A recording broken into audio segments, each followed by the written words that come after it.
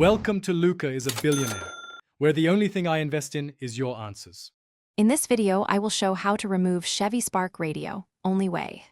First, disconnect the negative battery terminal to avoid shorts.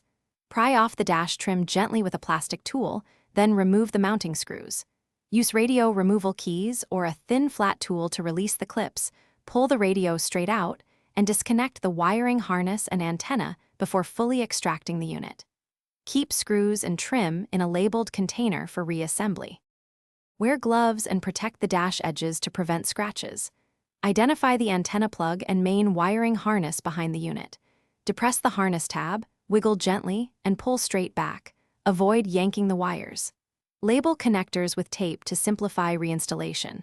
If you encounter a locked harness, inspect for a secondary clip or screw securing it and remove before applying more force. Keep a small flashlight handy for tight spaces. Gather tools like a plastic trim tool, radio removal keys, a Phillips screwdriver, and a short extension. Have small containers or magnetic trays to store screws. Disconnect the battery for safety and wear eye protection. Work slowly to avoid breaking plastic clips. If the radio resists, double-check for hidden screws behind vents or under cup holders.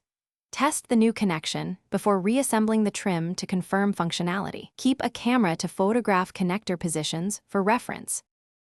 Thanks for watching and please subscribe. It's the best investment you'll ever make.